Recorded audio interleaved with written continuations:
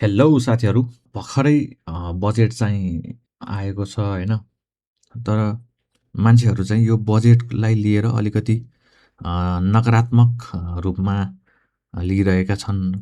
किन भन्दाखेरि चाहिँ यो बजेटमा चाहिँ पहिला लिँदै आएको 5% र 7.5% कर, जुन चाहिँ 5% चाहिँ लङ टर्म इन्भेस्टर 1 वर्षभन्दा माथिको र सर्ट टर्म इन्भेस्टर 1 वर्षभन्दा तलको इन्भेस्टरहरूलाई चाहिँ 7.5% कर लिने नीति थियो। त्यसलाई चाहिँ परिवर्तन गरेर सर्ट टर्म इन्भेस्टरलाई 7.5बाट 10% बनाएको छ र लङ टर्म 1 वर्षभन्दा माथिको इन्भेस्टरहरूलाई चाहिँ 5%बाट 7.5% बनाएको छ। तर यही कारणले चाहिँ मार्केट बेरिस जान्छ जस्तो एउटा हल्ला फिजाइएको छ, जुन त्यो चाहिँ सरासर गलत हो। अब यो निर्णयको चाहिँ म ठुलो फ्यान पनि होइन। हेर्नुहोस्, मलाई चाहिँ यो ट्याक्स चाहिँ नबढाएको भए पनि हुन्थ्यो जस्तै लागिरहेको छ है। यसको साथसाथै यो हामीले जति पनि पुँजीगत लाभ कर तिर्छौँ यो नै अन्तिम कर हुनेछ भनेर पनि प्रष्ट रूपमा अर्थमन्त्रीले यो बजेटमा भनेका छन्। त्यो कारणले पनि खुसी चाहिँ छु, हामी सबै खुसी नै छौँ। त्यो बारेमा चाहिँ ठुलो प्लेयरहरू त झन् धेरै नै खुसी छन्।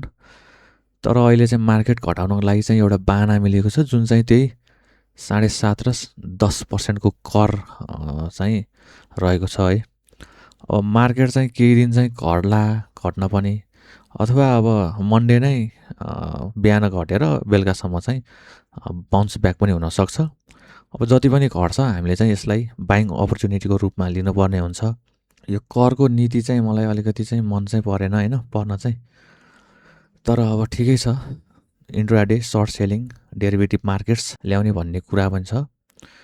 त्यो भएको हुनाले चाहिँ अलिकति यसलाई इम्प्लिमेन्टेसन भयो भने चाहिँ 10% कर भने त अब तिर्दै गरौँला, खासै ठुलो कुरा चाहिँ होइन। तर मेरो भनाइ भनेको चाहिँ अब कर बढी लियो भने चाहिँ सर्भिस पनि त्यही अनुसारले दिन सक्नु पर्यो। अहिले बेचेको कमेको 3-4 दिनपछि मात्र खातामा आउँछ अनि बेच्न पाइन्छ। बेचेको पैसा पनि 3-4 दिनपछि मात्र आउँछ खातामा। त्यसरी चाहिँ भएन। अब सिस्टम चाहिँ हजुरबाउको पालामा ढुङ्गे युगको पालाको छ, तर ट्याक्स चाहिँ अलिकति एडभान्स ट्याक्स लिएको छ, प्रिमियम ट्याक्स लिएको छ है। यो चाहिँ अलिकति ठिक चाहिँ लागेको छैन मलाई। तर अब यो खासै नीतिगत हेरफेर त होइन, यो ट्याक्सेसनको हेरफेर हो। त्यसैले बजार चाहिँ जति घट्छ हामीलाई चाहिँ बाइङ अपर्च्युनिटीको रूपमा लिनुपर्ने हुन्छ। त्यसैले यसलाई त्यति धेरै नेगेटिभली चाहिँ नलिउँ, त्यति फेयर चाहिँ होइन। अब त्यही पनि सरकारले लिइसकेको निर्णय हामीले पालना गर्नुपर्ने हुन्छ जसरी भए पनि। बजार चाहिँ बुल त बुलै जाने हो, तर अलिकति घटेर जाने भयो। अब त्यसलाई नै अब हामीले आत्मसाक्षी गर्नुपर्ने हुन्छ। यो बजेटभन्दा पनि हाम्रो पुँजी बजारको लागि, सेयर मार्केटको लागि चाहिँ मौद्रिक नीति चाहिँ एकदमै ठुलो कोसेढुङ्गा साबित हुन्छ है।